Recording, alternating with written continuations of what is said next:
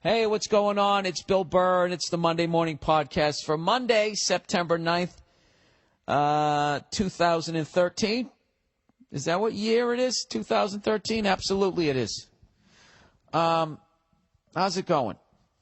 How are you? Did you have a good week? I'm fucking out of it because I had to get up at 5 o'clock this morning, and I had to do a bunch of phoners for upcoming shows, answering all the questions.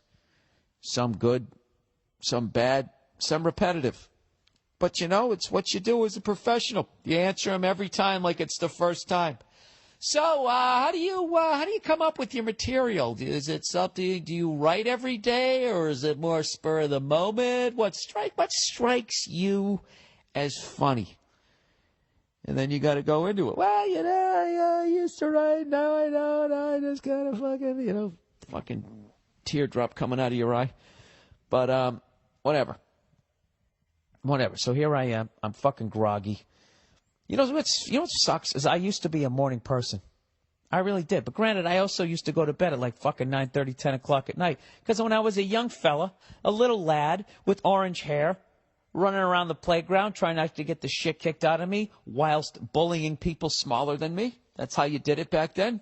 Right? You beat the shit out of me. I can't beat the shit out of you. I have this awful feeling. Oh, I'll take it out on that little kid over there smaller than me. That's the way it was done. It was the 70s. There wasn't social networking. Okay? People couldn't get on and be like, hey, sign this petition, man, and let's end the bullying. It wasn't. You just had to go to school every day and you fucking took it. And no local news reporter came down, and I didn't get to go on the fucking TV with my stupid freckle face, lower bottom lip quivering as I tell the story of somebody who beat the shit out of me. Nobody cared. All right? That was it. So anyways, now I'm in this fucking business, so I'm not a morning person. I used to have a paper route, everybody. I used to get up at the crack of fucking dawn, jump on a bicycle, be pitch black out in the wintertime, freezing my fucking small balls off, prepubescent, how do you say that word? Fucking balls off, nostrils sticking together, and nobody gave a shit. This is back when a child did that job that nowadays an adult has to do the job, either because the dollar is so fucking weak or because that Chris Hansen has everybody so paranoid that there's some pervert with his dick out behind every goddamn tree out there. That's why you got fat kids, right? Did I do a bit about this back in my fucking earlier stand-up days? I can't even remember. I'm so tired right now. But yeah, we used to do that shit. Parents didn't hover over children. Didn't have play dates, none of that shit. What it was your mom fed you, and then there would be, she'd get sick of you right around when, like, the game show started coming on, and then she would just open the door and just be like, you kids need to go outside. Go outside. And you just go outside. And there was other kids that were also banished to go outside, and then you'd link up. And then you just went about your business. You fought, you tied kids to trees, you threw fireworks at them, you played with matches, you threw shit in people's pools. You vandalized a new house that was being built. Sweet, innocent fun, like Huck Finn and Tom Sawyer. That's what the fuck you did. But those days are all gone now. You keep kids inside, and you feed them, and you get them big and fat. That's what you do. Oh, that was the bit. You get them so fat that they're unfuckable, right? Isn't that what it was? I can't remember. Well, what if there's a pervert who's into fat kids? There's a lot of holes in my jokes this week, people. I'm not going to lie to you. So anyways, I hope you guys had a good week. How great is it that NFL football's back? Da, da, da, da. I actually went to the Denver Broncos. Who the hell did they play? The Ravens. So I get into this big text battle with Paul Verzi. Paul Verzi's going like, dude, it's a lock. Take Denver. Given 10 points. It's a lock. Dude, I called it and all this type of shit, right? Typical Verzi. And I'm sitting there going like, Paul, it's the first week of the season. Nothing's a fucking lock. You have no idea. Okay? You're throwing you're throwing a boat into the ocean. All right? It's not even an expression. But I like it. Okay? If you can't do the math on that, I can't fucking help you. All right? Anyways, so he's telling me it's a fucking lock, and I'm just going like, 10 points. I know Ed Reed's not there. I know Ray Lewis isn't there. They still got a defense. They still got Joe Flacco. They got Ray Rice. I mean, Ray Rice can eat up a lot of goddamn clock. And as good as Peyton Manning is, if he doesn't have the ball, what the fuck's he going to do? So, and another thing that bugged me was everyone on ESPN was picking the Broncos. Paul Verzi's picking the Broncos. Everybody I know is saying the Broncos are going to kill him. Like this fucking team wasn't just in the Super Bowl last year beating the 49ers. Getting 10 points, so I said, fuck it. I think the Ravens are going to win. Well, not win. I think that they're going to cover. And the first half went exactly how I said it was going to go. Ray Rice was running all over the place, chewing up the fucking clock. Joe Flacco never looked good, but he was looking good enough. Defense had a big hit right in the beginning, and things were looking all right. And then the second half came, and it was over. Broncos were like, all right, we can't run. Let's go into a hurry-up offense. Joe Flacco looks like he hasn't thrown a fucking ball since the last one he threw in the Super Bowl. He's got his big contract. He got married. Let's say we blitz him every other play and see how he deals with this shit. And they fucking didn't make any adjustments. And I sat there watching one of the greatest quarterbacks of all time have one of the greatest performances of all time, and I could not enjoy it just sitting there knowing that Paul Verzi was going to be right and I was going to be wrong. And I was literally sitting there fuming for like 24 fucking hours that the fucking Ravens had no answer to the Broncos' halftime adjustments. The fact that I was fucking sitting there with Paul Verzi, with Jason Lawhead, going like, dude, the Broncos can't run the ball. They should just fucking throw it now.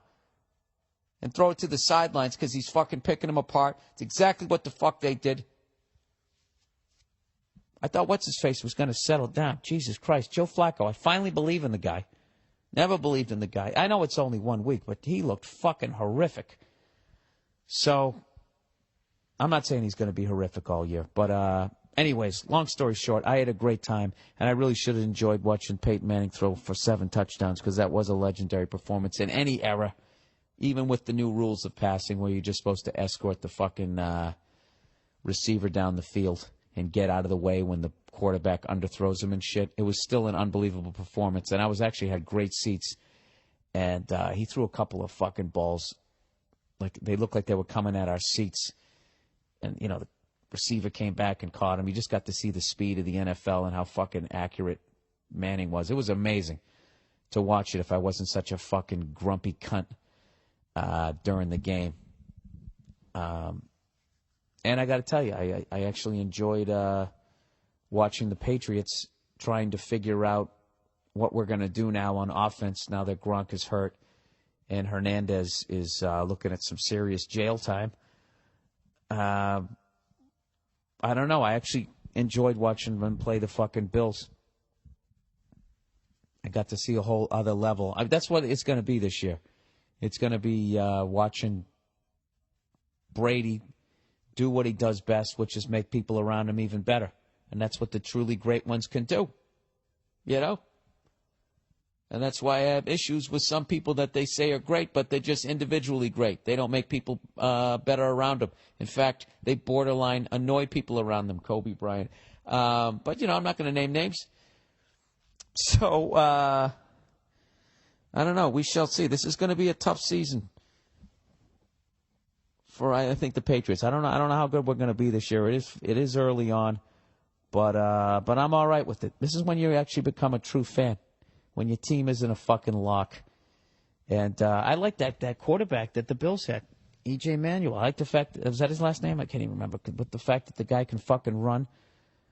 But he didn't seem like he only ran as a last like ditch, like I just got to fucking run. He seemed like he tried to use his speed more to stay in the pocket and throw. So they look pretty goddamn good to me. And that's it for my boring-ass football talk. How'd you like that, everybody? How about a funny story, Bill? All right. How about the fact that I have a bruise on my back the size of a fucking softball? How'd you get that, Bill? Well, I decided to go hiking in the Rocky Mountains in the beautiful state of Colorado. I went up there with Rose Bowl legend Jason Lawhead. We went up there like we were on a second date. Let's go on a hike. Do you like hiking too? I'm so excited. So we decided to go on this fucking hike. And I'm nervous going into the Rocky Mountains, because I'm thinking they got bear, fucking elk, barracuda, whatever the fuck they got up in there, you know what I mean? This is the real deal. This isn't like the fucking Hollywood Hills out here where, I'm going to run into fucking Kevin Bacon before I run into any sort of fucking...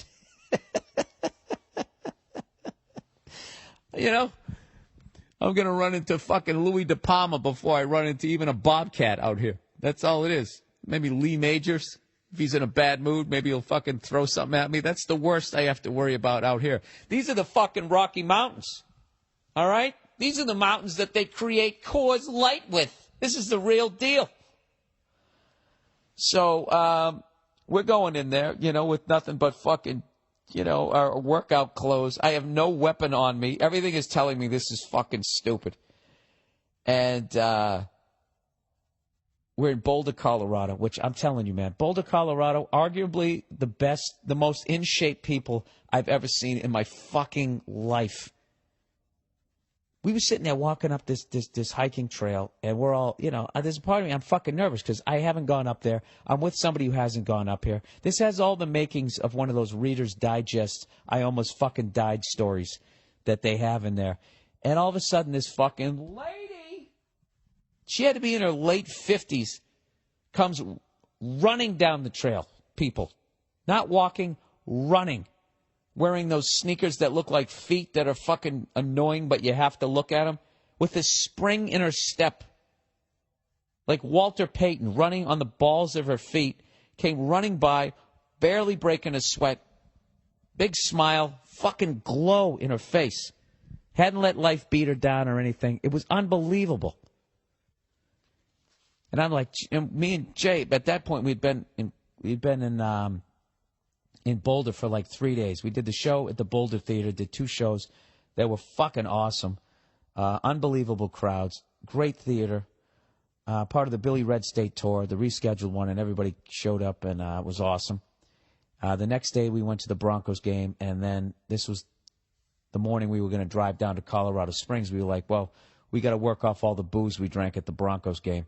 So we decided to go on this fucking hike, all right? All right, I'm back on track here. So we go into the wilderness with no weapons or anything, and, I'm nervous. I mean, that lady running by made me feel good, but for half a second, I'm like, is she running from a mountain lion? Because people where I'm from, in their early 30s, can't run that fast. So we go up the hill, and it's just amazing. It's fucking amazing. Like, it's so beautiful, you're like whispering.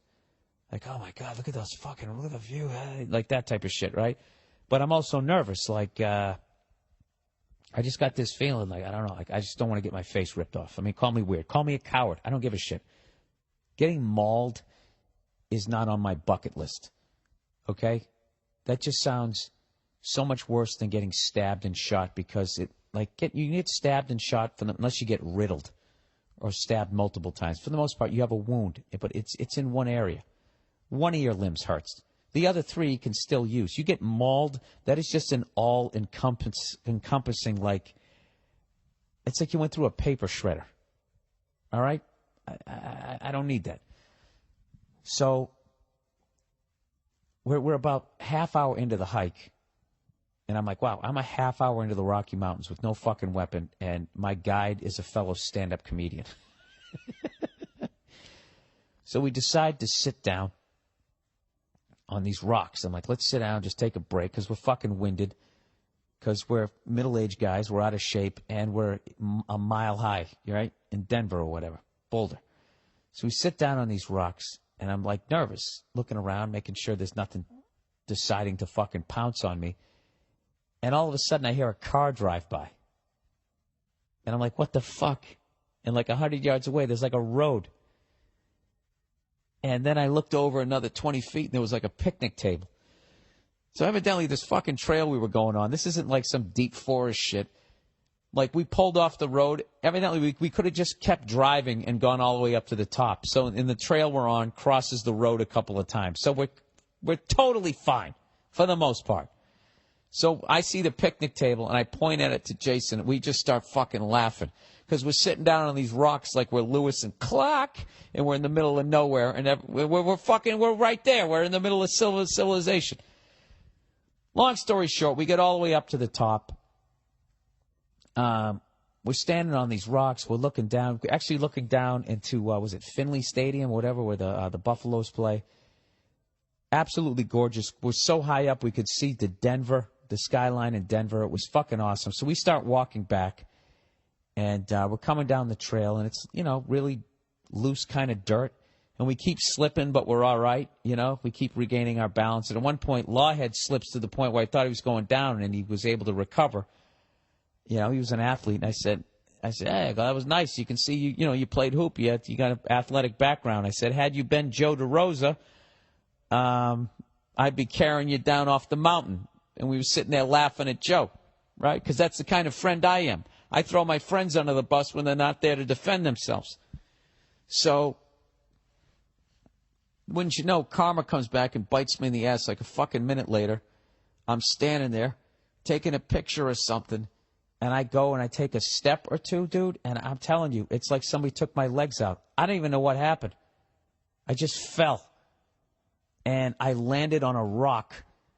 Like, first of all, my elbow scraped first on my right arm, and it pushed it like hyperextended. Like, I almost snapped my fucking humerus. And all I was doing was falling from a standing position down to the ground in the dirt. But there just happened to be this fucking rock there. And I think I would have broke it. But fortunately, the rest of my body hit the other part of the rock. Basically, just imagine jumping up in the air so you're horizontal and then just landing on the rock with like a baseball-sized part of your back. Dude, I wish I could recreate the fucking noise I made. And that was it. I was just down, and I was down for like a good 10 seconds. Like when somebody gets knocked out or knocked down when they're boxing, and they kind of sit back up at 4 seconds, but they wait till the 9.5 second mark to fucking stand back up. That's what I did. And Lawhead was going like, dude, you all right? You all right? And I kept saying, yeah, and I wasn't. And so I start walking down the hill, and I'm kind of laughing because I feel like a fucking idiot, but laughing at this point hurts because I guess you use those muscles in your back. And I don't know, about 30 seconds later, Lawhead's going, yeah, dude, I can see blood coming through your fucking T-shirt. And, yeah, it was gross. By the time I got down to the bottom, like, my fucking T-shirt was, like, stuck to my back. And, but it wasn't bleeding profusely. It was more like, the cut was more like a scrape. Because after I landed on the rock, I then slid down it. So I lifted up my shirt, and I go, how bad is it? And I knew it was going to be bad because I knew what I did. And not to mention, I'm a pasty fucking redhead, and we don't bruise. We look like, where somebody with pigment would look like they had a bad bruise, we look like we got bitten by like a fucking mako shark. That's basically what I look like. I shook it off. Went to the pharmacy, got some Neosporin, slapped it on my elbow, left it off the back. Figured the back was fine. And then I went and I got a salad. And that was my fucking Denver story. How was that? So my back has been killing me the last couple of days. And it's weird. The only time it hurts is when I go to stand up. I got to make a noise. I'll make the noise for you here. Let me see if I can get it. If it hurts. Oh, of course, now it doesn't hurt. I think I did it. I freed it up. All right. That was like Geraldo looking into that safe. Sorry about that. Anyways, let's get to some fucking advertising for this week, everyone. I know this is kind of a disjointed podcast this week because I got up early. Where the fuck is it? Oh, for Christ's sake, Bill. Come on. Can we do this? All right. Dollar Shave Club, everybody. There are so many things in the world that irritate me. Slipping, falling on a rock, inconsiderate cunts. The fact that I have a motorcycle license, but I'm too scared to get one and drive one down the street. Well, actually, no. You know what? Considering what just happened to me from a standing position, I can't imagine going 40 miles an hour and falling on the tar. That bugs me. Not being able to gas your own people. What's the world coming to? When so many things can irritate you, why add razors to the list? It's time to stop milking your razor blade. I know with brand name razors, you're used to paying outrageous prices, and so then you exhaust those razors until they start to look like a rusty soda can. It's time to move on, everybody. Dollar Shave Club delivers amazing quality blades to your door for just a few bucks a month. Never think about it again. They send a pack every month so you can change your blades every week. I love these guys, and your face is going to love them too. They've always got a come on, Bill. They always got a new product. Oh, they also got a new product called One Wipe Charlie's. It's a butt wipe for men, and it's classy, as opposed to those unclassy butt wipes. You know the ones I'm talking about. Check out the video for that and sign up for your razors today. Go to dollarshaveclub.com/Burr. That's dollarshaveclub.com/Burr. Or go to BillBurr.com and click the Dollar Shave Club banner. And what's next? Hulu Plus, everyone. I'm sure you've tried Hulu.com, but I want to tell you about Hulu Plus. Hulu Plus lets you watch thousands of hit shows anytime, anywhere. Stream it on your TV or go with your smartphone or tablet. Why stand in line or ride a train and just stare at your feet? You could be watching your favorite shows on Hulu Plus. Hulu Plus is a great way to binge watch your favorite shows, too. Hulu Plus has tons of episodes from great comedies like SNL, Community, Modern Family, South Park, Family Guy, and thousands of other shows. Plus, it's only $7.99 a month. That's $7.99 for all the shows and movies you can watch. Catch up on current shows, binge on an old favorite, or catch a great movie. You can do it all on Hulu Plus. Right now, you can try Hulu Plus for a couple of weeks free on me when you go to the podcast page at BillBurr.com and click on the Hulu Plus banner, or go to HuluPlus.com/Bill. Please make sure you use the HuluPlus.com banner. HuluPlus.com/Bill link so you can get an extended free trial, and so they know that we sent you. Helps make us a little bit of money, right? Puts Fruit Loops on my table and gives you a great deal. One more time for extended free trial, HuluPlus.com/Bill. What else do we got here? That's it. That's good for the advertising for the moment. You know what I touched on there? I mentioned some of that Syria stuff about them. So Syria. Are you Syria? I mentioned that, what's the deal there? That they got a little... They're getting some shit there for gassing their own people. I don't understand that whole thing. If you don't sign a treaty saying that you're not going to gas other people, or I guess maybe they did. I tried to figure out whether they did or not, and I got onto this colored map of the world where they had people who signed it and said to hell with it, and people who never signed it, and then people who sort of signed it. And there was all these colors and these graphs. I can't figure out if they signed it or not. But let's just say for the sake of the argument that they went to the Geneva Protocol in 1949 and they decided that they were going to sign that thing and they weren't going to gas people. Now, as far as how it's written, isn't it written that basically you don't gas our people and we won't gas your people? But is there anything in there that says you can't gas your own people? I'm not saying you should do it, but those are your people. Right? Like if I go out and buy myself a new outfit, to show off my figure, there's nothing preventing me says I can't go out and go jump in a mud puddle, right? This is my fucking clothes. Now, if I take those clothes off and then throw them in some old lady's face, now there's a problem. But if I just roll around in that mud puddle, I'm just doing damage to myself, aren't I? I don't fucking know. How dumb do I sound right now? Well, you know what? You're dumb too. Fuck you. It's a legitimate question. I don't understand why you can't gas people. You can't do that, but you can fucking firebomb cities and you can strafe people. You can do area bombing. Oops, did that land on a nursery with babies? Why can you do that?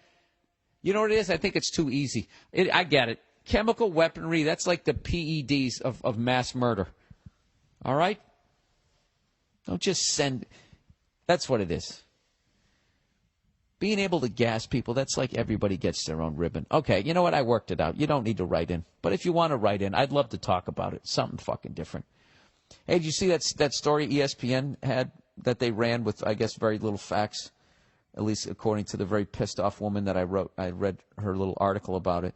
They were trying to claim that Bobby Riggs threw that match against Billie Jean King.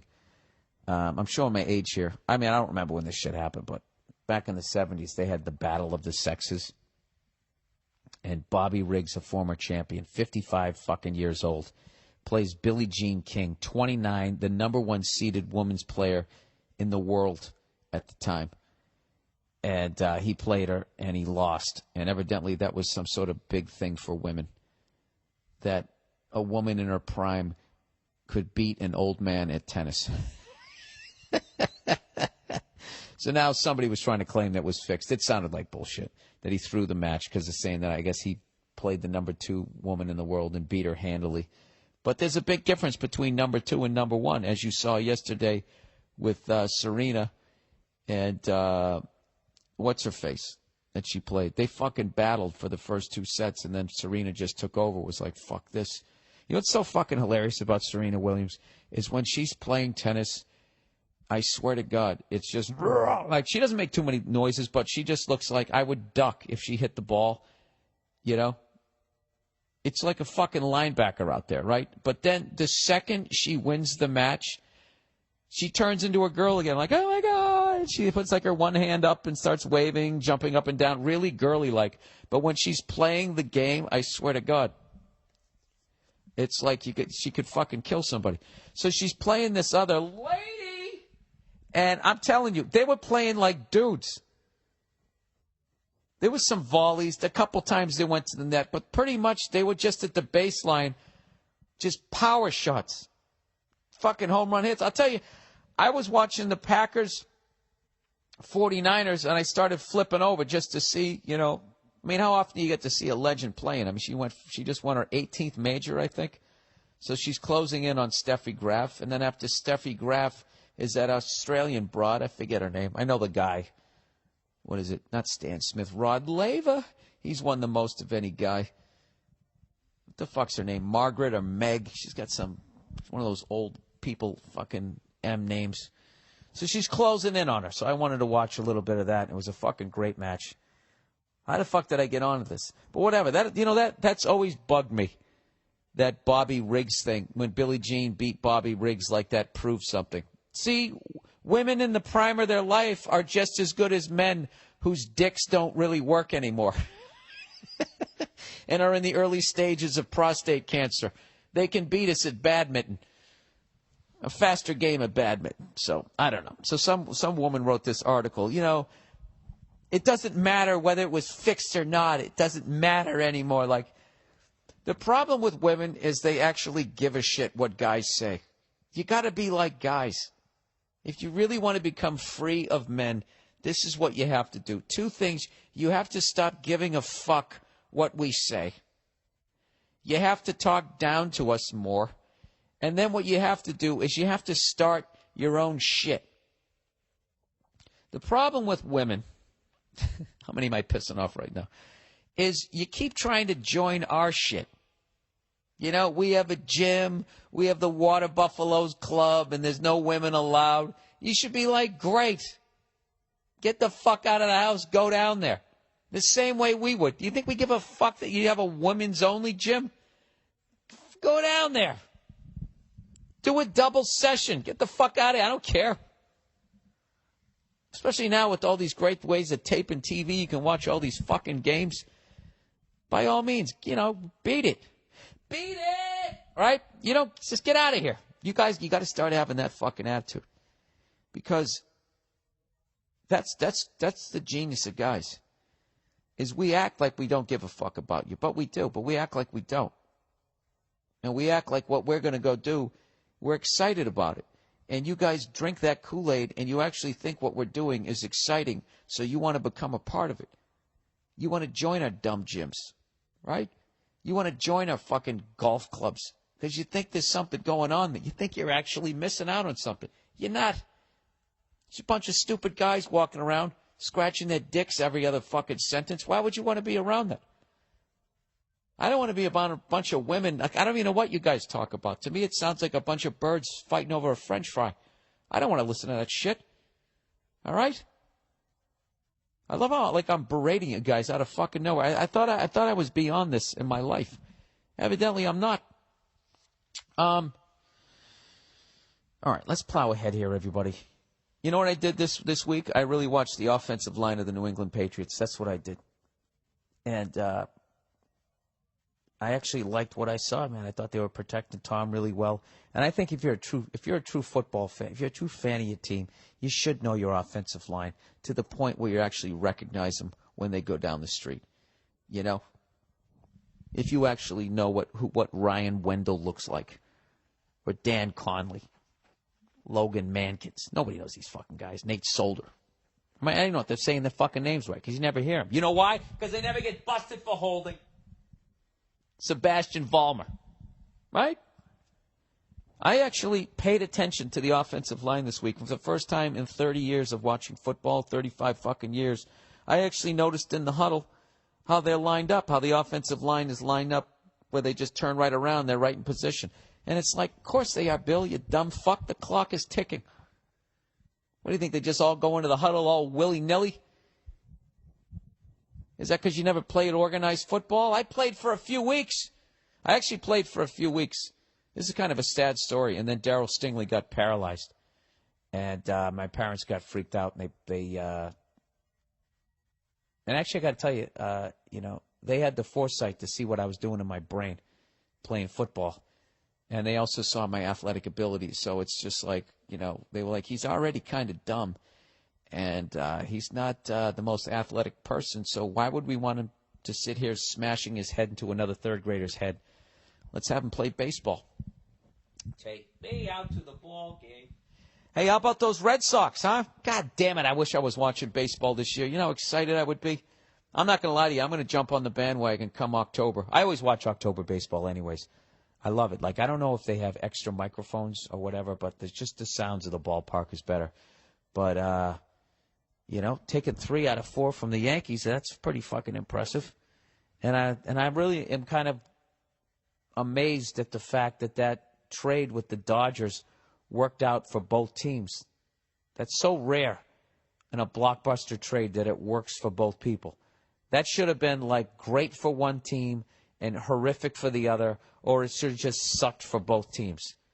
Like, that's what usually happens in a blockbuster trade. It either works for nobody. Bill, you just said it. You don't need to repeat it. But very rare does it work out for both teams. I don't know why those superstars started playing for the Dodgers, but I'm glad they did. I've always liked the Dodgers. And I'm glad that we saved a bunch of fucking money, and whoever the hell we have on our team is evidently playing fucking great. Could I say evidently one more fucking time on this podcast? Evidently I can. Let's plow ahead here. I was watching some great YouTube videos last night. I've become obsessed. Let me see. I don't even know his fucking name. It's great. I've become obsessed with him, and I don't even know his fucking name. Where the hell is it? For God's sakes. What the fuck is this guy's name? You know what? I just, this is why right here, I at some point need to bring somebody else into the fucking fold so I can actually, where is it? Here we go. Put this on here, and then we hit mute so I don't have to pay any money for the fucking song. God damn it. Oh, there it is. I've become obsessed with this drummer, James Gadson. He basically, a lot of people, if you're a Bill Withers fan, I highly recommend downloading Still Bill. It's an incredible fucking album. Bill Withers is one of the greatest singers of all time. And I also think unbelievably underrated as a singer. And he's got this killer drummer, James Gadson, and just, I don't know, that guy just doesn't get the attention he deserves. So long story short, I started YouTubing him and watching him play. There's not a lot of stuff on him. There's a lot of videos and shit of interviews with him. And that led me to one of those great YouTube runs where you don't end up on a slap fight. You actually start to learn stuff. And I came across this other drummer, like Fred Bello, or I don't know how to say his fucking name, which led me to this concert film and Otis Rush singing I Can't Quit You Baby that Led Zeppelin did a remake of called I Can't Quit You Babe as opposed to I Can't Quit You Baby. So that's how they switched it up, and then that's why they never paid Otis Rush until they settled out of court. I don't know if that's true, if they had to settle out of court with him. I know they had to do that a couple of times. But Otis Rush, one of the greatest live singers I ever heard, and he plays guitar left-handed, and he doesn't string it. He plays a right-handed guitar upside down and did not string it the other way. He just plays it upside down, strung right-handed. And the only other guy I knew who did that was Dick Dale. I didn't know there was someone else who did it, but he's fucking unbelievable. I'm going to send you a link to this concert film on the podcast this week because you really should see it and should know about this guy in case you don't know about him. And also, I want to know what concert this is. If anybody has any information on it, how somehow I can watch the whole concert because it's crazy. It starts with, this older black dude who's like playing like boogie-woogie piano, and he's part of that generation. And then it kind of leads into these guys who are more R&B guys, and it's right before, I don't know, it seems it's like right around that time, right as James Brown was coming out or whatever. But it's just a great period where people can actually play music and shit, play instruments and sing live. It's fucking awesome. And then they're performing, of course, to this horrific white crowd that is just sitting there like their entire lives have been mapped out in front of them, and they made no decisions, and they have no passion in life. I don't know what it is. It's fucking embarrassing, but it's incredible concert footage. All right, I'm done running my fucking mouth. Let's go to some of your questions and information this week. I got a ton of shit last week by saying a pork shoulder was actually the ass of the pig. I guess it actually is the shoulder. I guess a Christmas ham is the ass, or you can eat it on Thanksgiving. Just a ham is the ass of the pig. So this guy says, Bill, I love your podcast. I'm a former butcher, and I wanted to correct you on your smoked shoulder comment on yesterday's podcast. A pork shoulder is the front shoulder on a pig. The confusing part is they are also called pork butts. It's not the butt. The butt of the pig is the ham. Hope this helps. Blah, blah, blah. Well, you know what? Can you write back? Why do they call it a butt then? I have no idea. Why do they call it that? All I know is it's fucking delicious. As is the ass of the pig. I eat the whole fucking pig. Wherever the fuck the bacon is. Do they have classes like that? Do they have a class that teaches you how to butcher an animal? In case, whenever the dollar collapses and I'm out there. I mean, I know how to shoot a bow and arrow now. I know how to fucking gut a fish pretty well. But I'd like to know how to fucking shoot a wild pig. Hey! Fuck this. I'm on the Billy Red State tour, people. I'm coming out to El Paso. I'm coming out to San Antonio. If anybody out there goes wild boar hunting, I want to do that shit. I want to do it, but I don't want to fucking kill one just for the sake of killing it. All right? I want to fucking kill it, clean it, do the whole fucking thing. You make me do all of this shit. I know animal lovers out there probably don't like it. I'm doing it not to do it all the fucking time. I want to have that skill. All right? I want to become MacGyver. I already know how to shoot a fish with a bow and arrow, sort of. Okay? I know how to load a gun and shoot it, sort of. I got some vegetables growing around my house, kinda. So if I know how to take down a fucking pig and gut that fucking thing, it's got to translate to a goddamn deer, right? Sort of the same shit, I would think. And then all I need to do is get a helicopter license, and I'm good to go. I know how to ride a motorcycle now. You see what I'm saying? So you got if you have a helicopter, what I love about the helicopter is you just go right up. You can escape so easily. It's almost like you literally know how to fly. Where with an airplane, you need that run and start. I don't fucking know. But anyways, if somebody wants to take me wild boar hunting, I would fucking do that in a second. I go down to LL Bean and show up with my brand new I'm going hunting shit, looking like fucking, like those old Vietnam movies when you first get there and you buckle your chin strap to your helmet, and then all the grizzled veterans tell you not to do it because the concussive force of the shells is going to blow your fucking head off. That type of stuff. Bill, what are you talking about? I don't know. I want to shoot a pig. You know how fucking great that would be? Take that fucker down. Right? Take that fucker down, clean it, bring the fucking meat home, and then smoke it on my fucking grill. How much of a man I would feel. Like how much cowardice I could fucking push down that I have. The pussy part of me would really be shut down And I wouldn't have to listen to those voices in my head. And for a few minutes, I could actually act like I was actually a stud.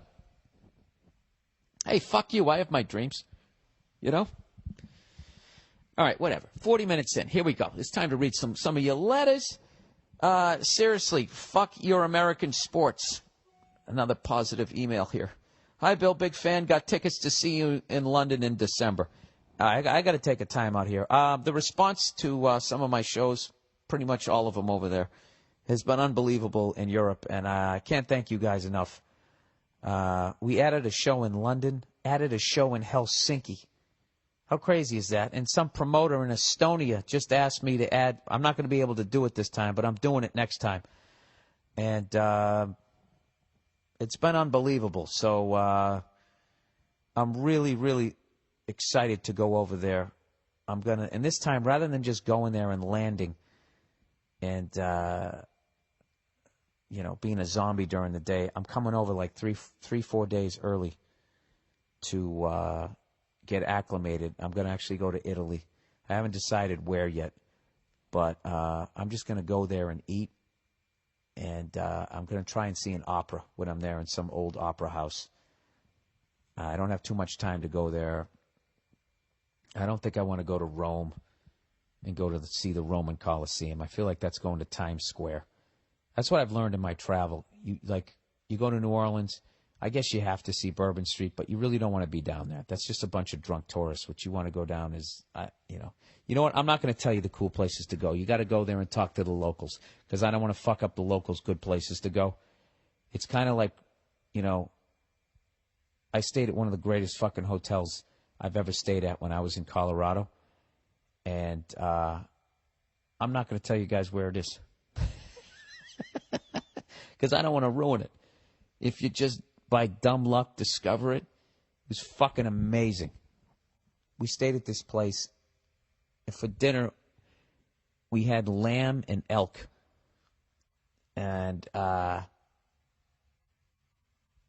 it was this quiet town off the beaten path, and they had this little fucking bar that we went to where, like, the bartender wasn't even behind the bar.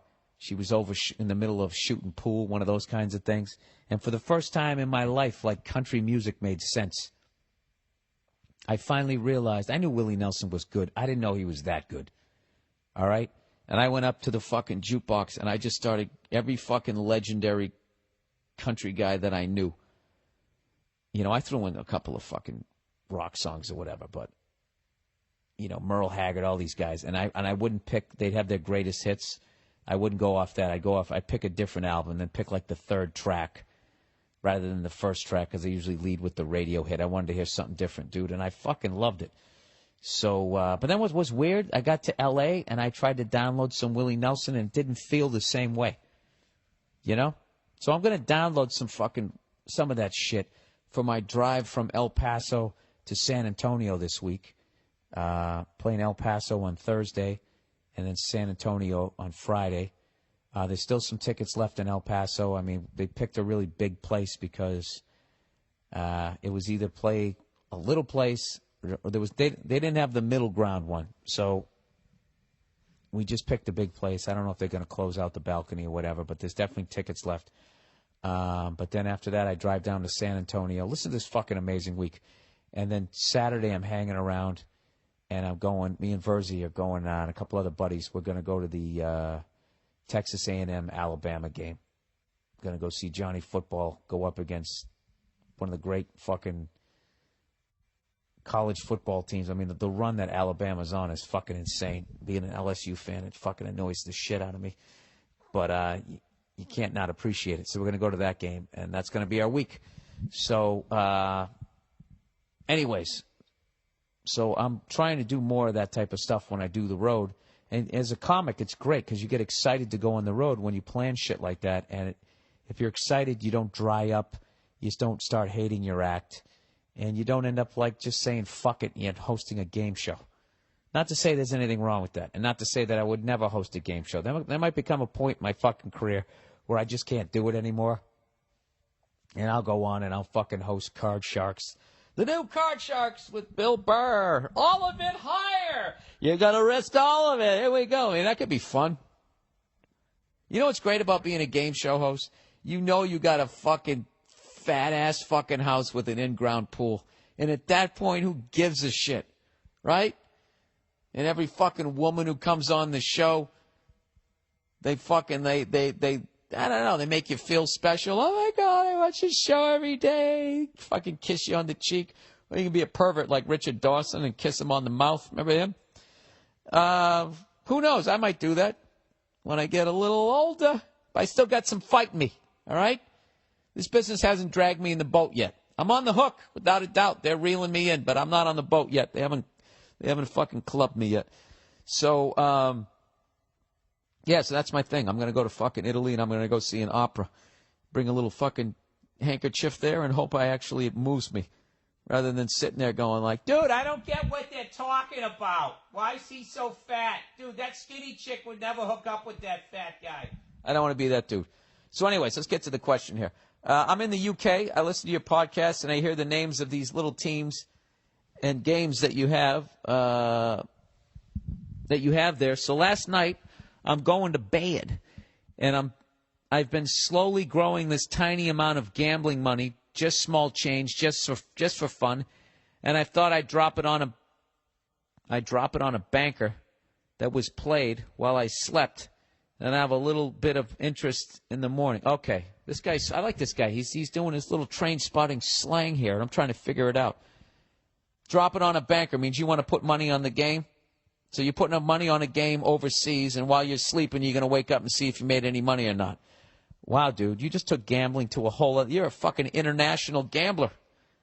Dude, do you have like a fucking white tuxedo that you get up and put on like Roger Moore? That's kind of fucking fun. That's actually, for people who have a serious gambling problem, they probably didn't need to know that, because the only time a serious gambler's not gambling is probably when he's going to sleep. This motherfucker is in so goddamn deep, he figured out a way to do it. I commend you, and I also feel bad for you, sir. That's fucking amazing. So anyways, he goes, I went to my bookmaker's site and saw the Yankees beating the Red Sox 8-3. They were giving odds on the Red Sox 9-1 in a 2-horse race and a 1-100 on the Yankees. So I put the equivalent of $30 on the Yankees and thought, fuck, it's an extra 30 cents I'll have in the morning. So wait a minute, you can bet on a game that's already going. So it's 8-3. Dude, why wouldn't you have taken the fucking... Oh, you did take the Yankees, right? Wait, the Yankees were beating the Red Sox 8-3. I'm dumb, people. I got to work this out. They were giving odds on the Red Sox 9-1. Okay, so you got to put up $900 to make 100 at that point, or $9 to make one, Bill. They took out the zeros. They tried to make it easy for you. And then the Yankees, you throw down $1, you can make 100.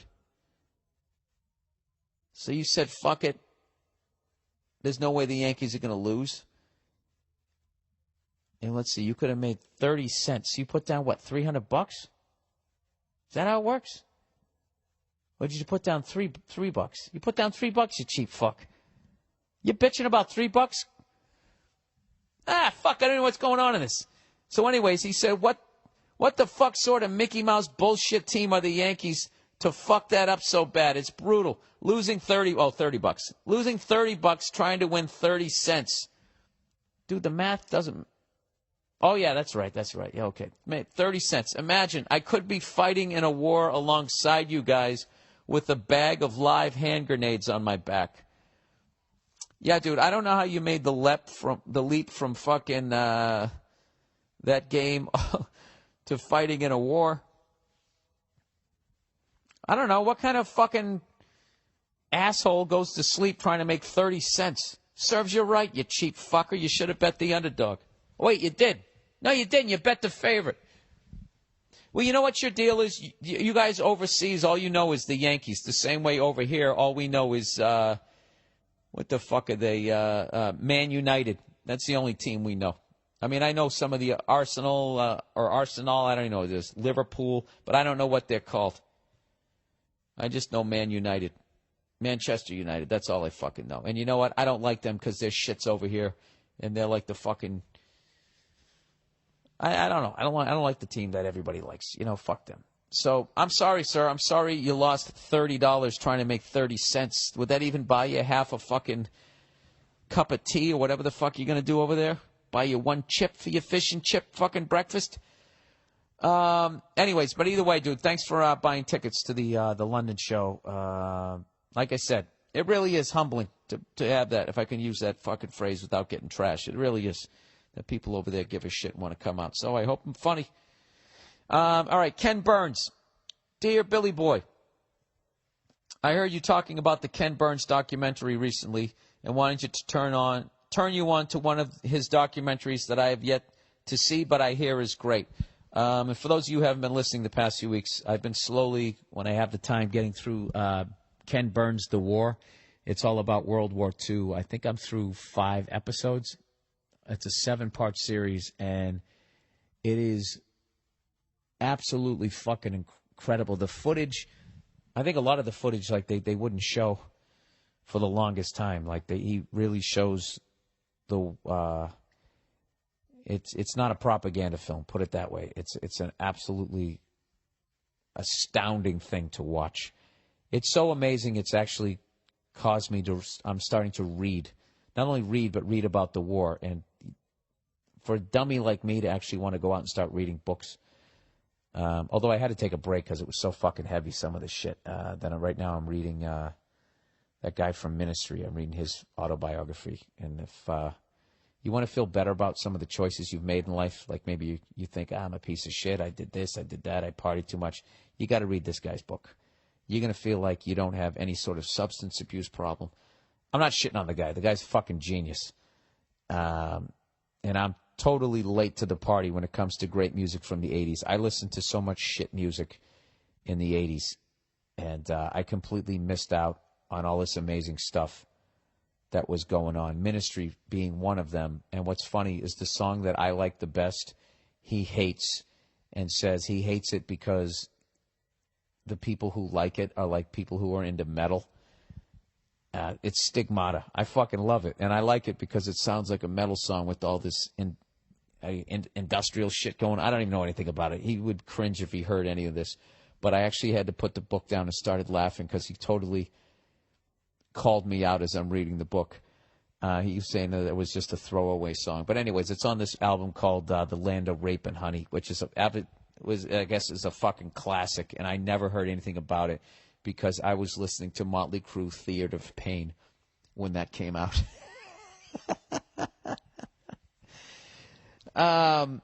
So anyways, so he says, let me get back to this. So he says Ken Burns has another great documentary. By the way, I'm watching all of Ken Burns' documentaries on Netflix. I'm doing Civil War next, but this guy's actually suggesting there's a new one called Prohibition.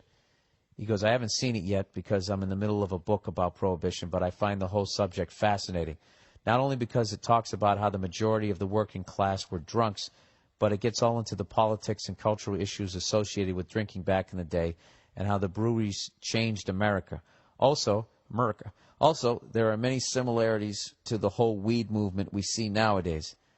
Did you ever find yourself in a dry county or a state where you can't find beer in the grocery store?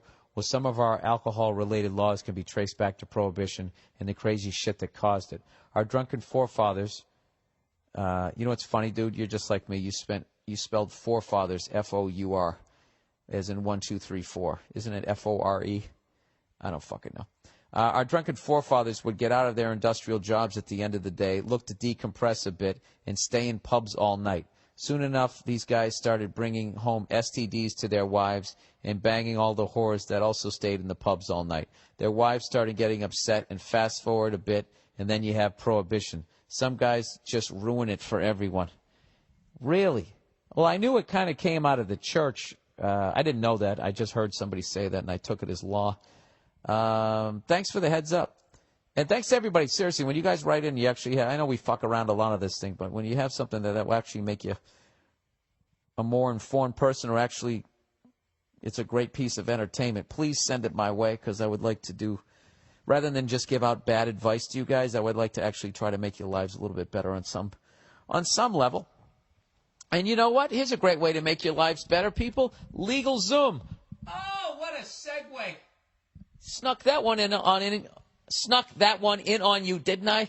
Can you tell I've been up since 5 in the morning? I can't even talk.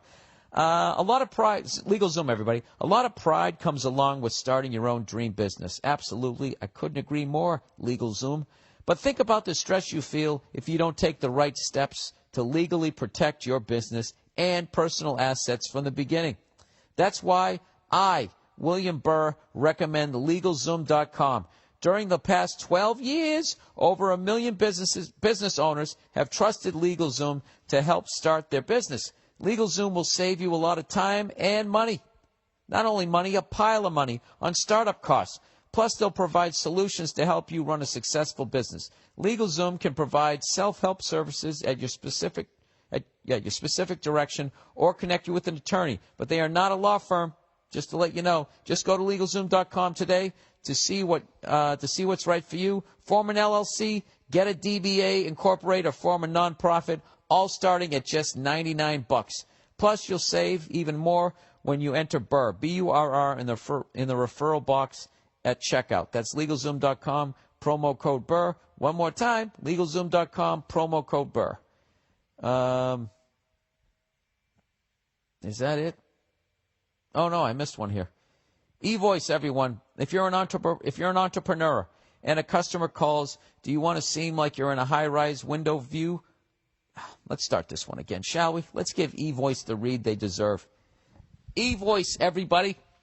If you're an entrepreneur and a customer calls, do you want to seem like you're in a high-rise window view fancy pants office, or do you want them to know you're sitting in your underwear? I think that's an easy one, right? With your eVoice, you can create the appearance of an entire building. Sales, customer support, tech support, you name it, it's going to seem like you have it. Give your customers the royal treatment with eVoice. eVoice will forward business calls to your home, mobile, or any number you choose. Wherever you are, eVoice will find you. Don't have time to take a call? No problem. It's routed to your voicemail, and you can read it at your convenience as an email if you like. eVoice not only gives you an edge over your competitors, it takes away the edge the big companies have over you right now. And now you can try eVoice for free for 30 days, 1 whole month, unless it's a month of 31 days. But they make it up in February. Go to eVoice.com and use promo code BILL, B-I-L-L. That's eVoice.com, promo code BILL. Or just go to the podcast page at BillBurr.com and click on the eVoice banner. And there you go. Those are the ads for this week. All right, let's get back to some of your questions here or your information. Hairy situation is what this one is called. All right, what are you guys thinking? Hairy situation.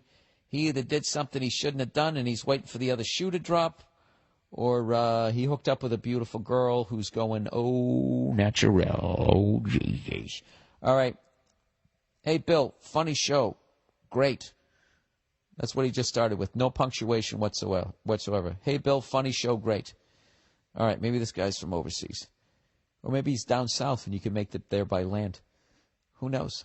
He goes, I have a question for your podcast. My girlfriend, who I've lived with for the last 7 years, is starting to constantly ask me to shave my chest. Oh, I went the other way. Oh, you went the other way.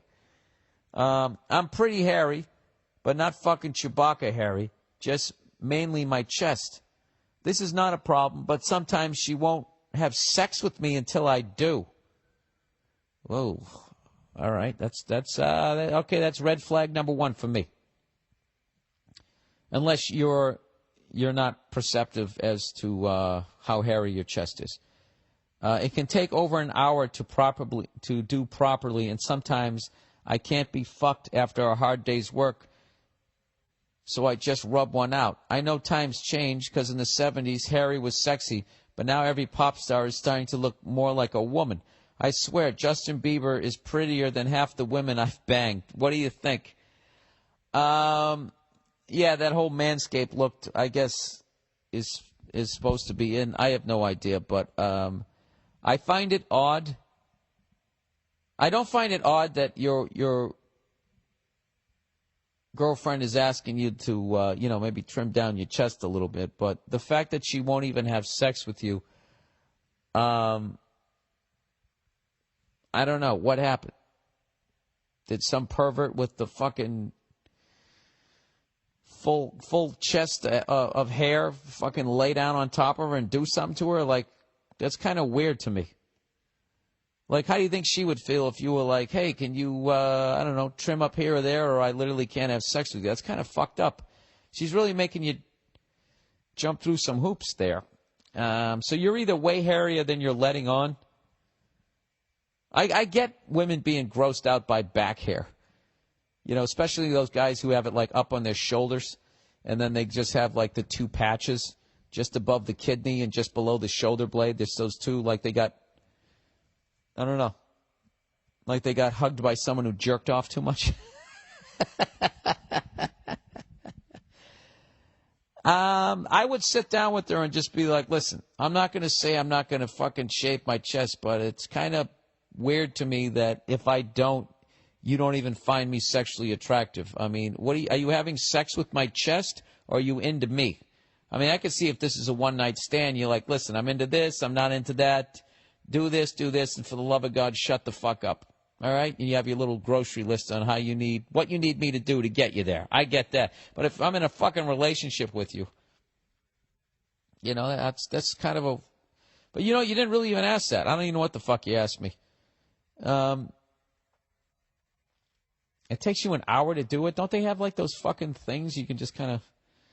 I don't know, that's weird. That's fucking weird to me. That would be my biggest concern. I would be asking her, like, what, you can't even have sex with me? You know what, I understand on your face, because some women have sensitive skin, you know, and, you know, if you're on top of her, missionary style, you know, pumping away, if you're out of shape and you're laying your head right down next to her,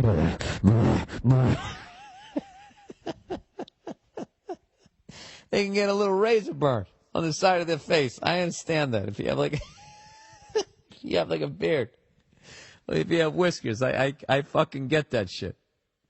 Can I just do that again? Well, no, I'm not gonna do it because some people that might hurt your fucking ears. I understand that, but chest hair? Why don't you come up with like a compromise? Be like, all right, how about if my chest is too hairy, we still bang. I just do it doggy style.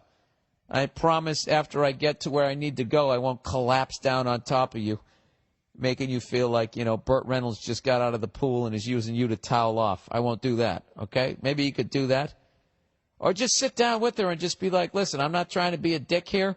What is your issue with hairy chests? And, because it's, you know, it's funny? I'm getting more weirded out by it than you are. I'm probably putting bad ideas in your head, so I'm just going to shut the fuck up. All right, military history. Oh, this is a great one. Hey, Grateful Red. I love it. Just when you think they've run out of creative ways. That's a good one.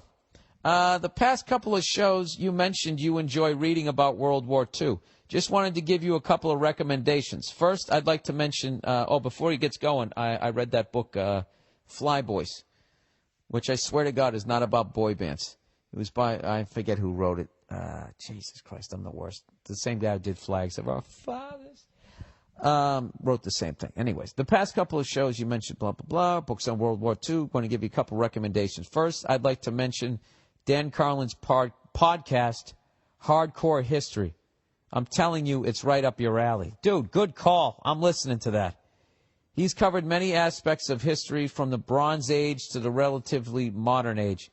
If he can make the Bronze Age, which I don't even know what that is, like, I can't deal with, you know, the only people I can really read about from way back in the day, which is basically anything before cowboys and Indians, is you have to be a mass-murdering psychopath. Like, I could read about the Inquisitions, or the Inquisition.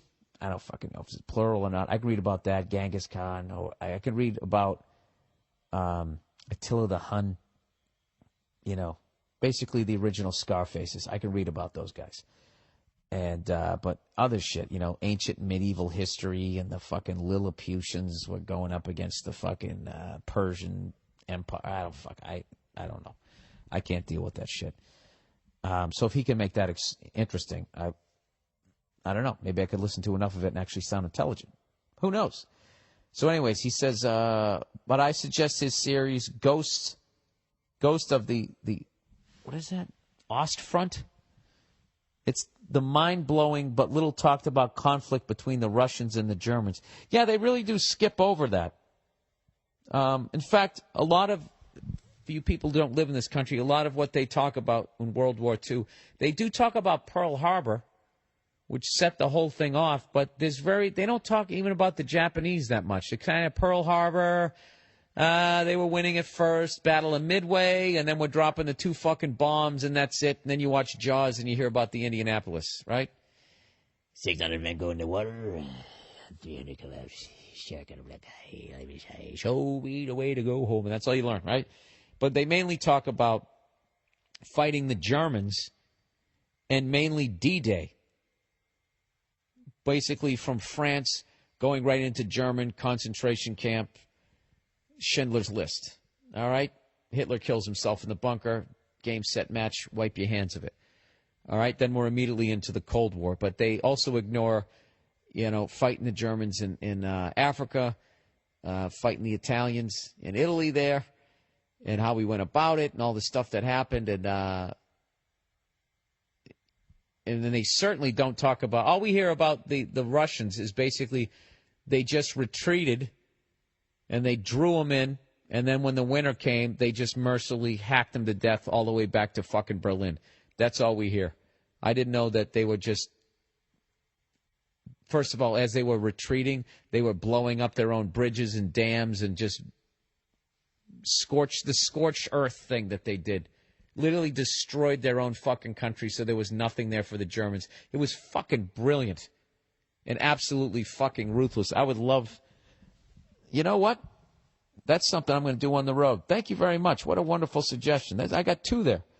Do you know what's great about those? Both of those will make me more informed and hopefully a better person. Look at you guys, paying it forward. Maybe I can give somebody some good advice here. Well, let me just continue here. It says, incidentally, I discovered your podcast because of him. He was a guest on the Joe Rogan Experience, and I started listening to Joe Rogan regularly, which led me to your glorious show. Oh, isn't that great? Yeah, Rogan's done a lot for me. He really has. When he hyped that Yoko Ono thing I did, that thing was like a year old. And then he talked about it, and then that was it. There was like a zillion people. He has like Oprah Winfrey level power. Like, remember when Oprah Winfrey said, hey, man, I don't think you should be eating red meat anymore, and all of Texas declared war on her because she had that level of power? That's what Rogan is in, like, the podcast world. If that fucking guy says, hey, check out this thing, all of a sudden, like, it gets 1 million hits. So I got to do something for him. What do you get? What do you get for Joe Rogan? I should buy him a new pair of mitts. Buy him his fucking vitamins for the week, some sort of workout shit. Nah. He has all of that stuff. I got to go against the grain with Joe Rogan. What should I? I'd buy him a nice sun hat.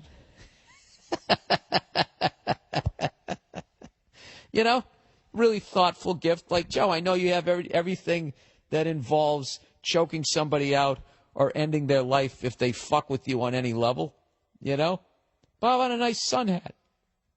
Has anybody done anything to help keep the sun out of that wonderful man's eyes? I don't think they have. And I think he's comfortable enough with himself that he could accept the unbelievably awkward, intimate moment of me handing him that hat. You know what? Next time I do his fucking podcast, I'm bringing him a nice sun hat. I don't know. He might have a convertible. Who knows? Is there such a thing as a sun hat? There's a sun dress. Did I just invent a new fucking hat? There you go, people. Right there. Look at me creating a whole new business. Creating jobs here at the Monday Morning Podcast. Either way, listen to the Joe Rogan Experience. And when you're done doing that, by the way, me and Al Madrigal and some other wonderful people have started the All Things Comedy Network. If you like this podcast, if you'd like to have a nice, incredible, wide variety of podcasts to listen to, I suggest that you go to the All Things Comedy Podcast Network and have a listen. Harlan Williams, Tom Papa, Baron Vaughn, Tom Segura, with the fucking, we got all kinds of people. Your Mom's House podcast. You would think I would have them in front of me. Minivan Men, there's all kinds of great ones. Harlan's Highway. All right, here we go. From a lady, hiya, Bill. Hiya, kid. Lady listener here. I have 2 questions in one email. I hope that's all right with you. Well, absolutely. I'm just psyched that a woman actually is listening to this podcast and wants to contribute. I've been asking you guys, borderline begging you, to get out of the kitchen, figure out how a computer works, and send me an email. But you just, you're too busy making a sandwich for the man in your life, which is what you're supposed to do, But, every once in a while, don't be afraid of the computer, ladies. All right, lady listener, okay, the 2 questions. The first one is about marriage. I'm just wondering, how do you feel about it? I'm only 18, and seeing what it is doing to my parents recently is making me not open to the idea in the future. All right, well, this is the thing. Just because your parents don't seem to have a happy marriage doesn't mean that you can't. All right? I think if you go into being married for the right reasons, and if you're mature enough, which I've never have been, and I've been a fucking complete piece of shit with women and all that type of stuff, and I've been an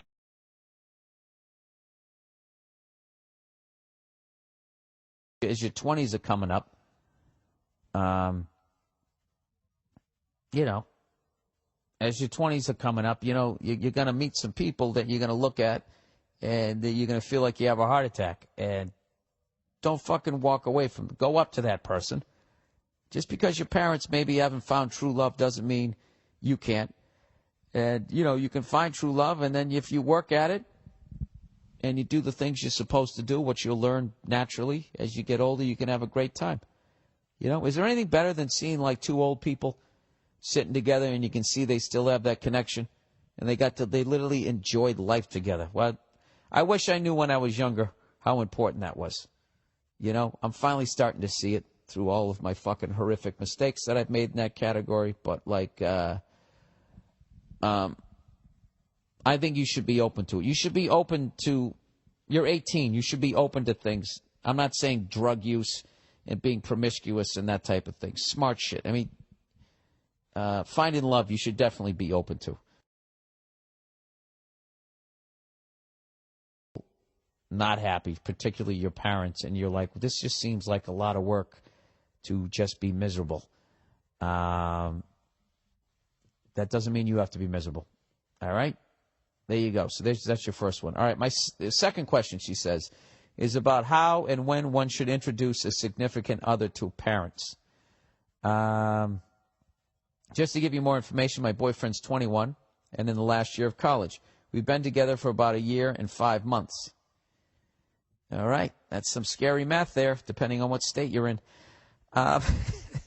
Every time I'm going to hang out with him or have a sleepover at his house, I've been making up an excuse, like I'm going to a concert that ends really late, going to stay with a friend. I can't seem to work up the nerve to tell either my mom or dad. I am more worried about my dad because he's a fucking big mouth. The whole family would know by the end of the night. When he's drinking on weekends, he likes to bring up conversations just to work on people's nerves in the house. I don't want my boyfriend to be the topic in the house for my dad to get on my nerves with. So do I just go with the if it ain't broke, don't fix it route and keep making shitty excuses until they either find out on their own or I move out of the house, or do I just work up some balls here and tell them that I have a boyfriend? Well, they're going to find out eventually, and when they find out, you're not going to have control over the situation. So I kind of got lost there. Will you make up excuses to your parents or to your boyfriend? Let me go back here. My second question is, how do I introduce my boyfriend to my parents? Okay. Every time I'm going to hang out with him or sleep over his house, I've been making up an excuse. Oh, okay.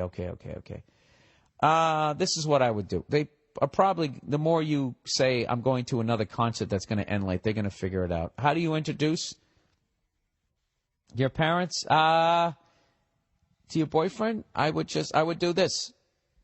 I wouldn't say shit to your parents other than I have a boyfriend now and I want to introduce him to you guys. And I would leave it at that. Because your parents are your parents, and they're going to behave how they behave. And then what I would do is I would give a pregame speech to your boyfriend. And be like, look, I love my parents. They're a little bit nuts. And this is the thing, too. You're probably going to overreact. You know, like the fear you have of what they're going to do is going to be so much bigger probably than what they're actually going to do. It's because they're your parents, you want their approval, and you fucking hate them all at the same time.